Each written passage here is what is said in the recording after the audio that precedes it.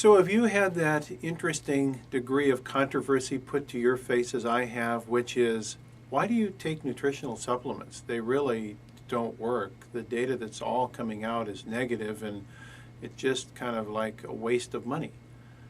You know, that's an interesting question that has been at the forefront of so many people for the last 50 years in their investigations. So I'd like to just say a quick word about why I take nutritional supplements, just as a thought.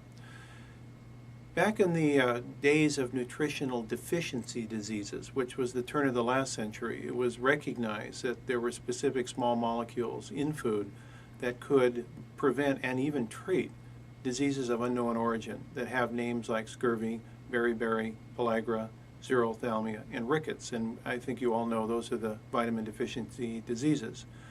Imagine if you lived back in that time in which people were dying of conditions that had symptoms like diarrhea, dermatitis, and dementia.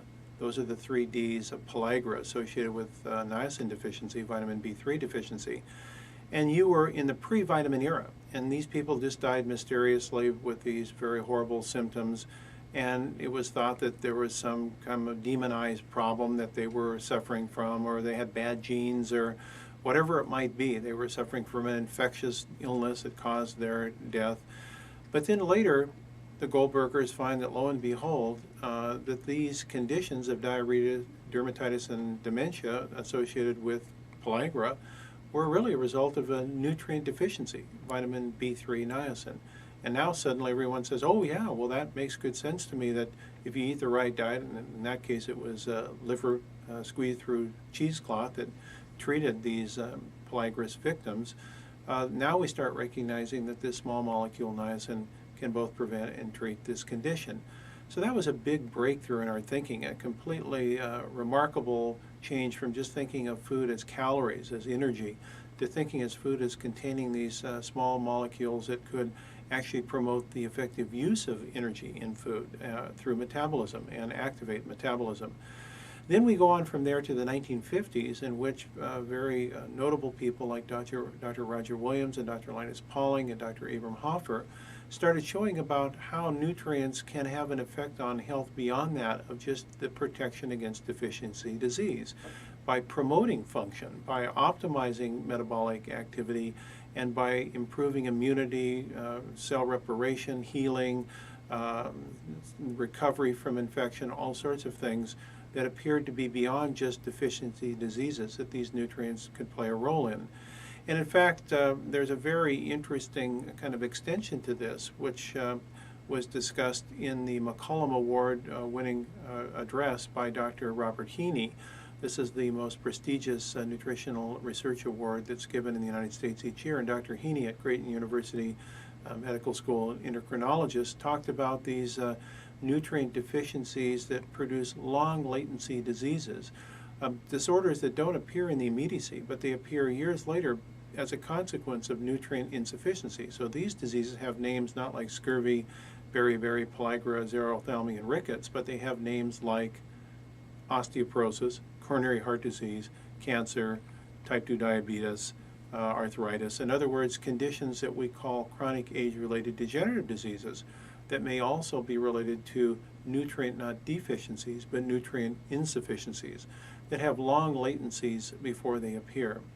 Then more recently, I had the privilege of interviewing Dr. Bruce Ames, a professor emeritus of biochemistry, ex-head of the department at the University of California at Berkeley, and the developer of the Ames test, this renowned test that is used by people all over the world to evaluate potential carcinogenicity of chemicals and substances.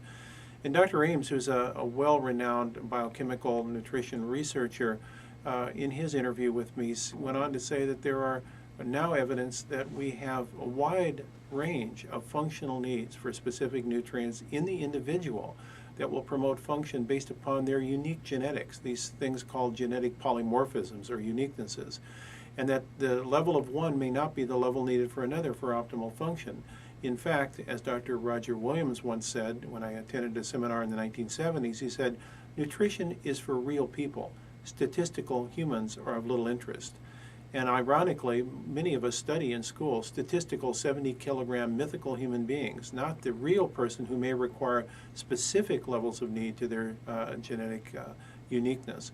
With that in mind, Dr. Ames goes on to talk about things like vitamin D and vitamin K, which are not traditional vitamins that activate enzymes, but rather what they do is they modulate gene expression patterns. They serve as pleiotropic, meaning multiple activity modulators of how cells express their genetic message and ultimately regulate their function across a wide range of differing functions.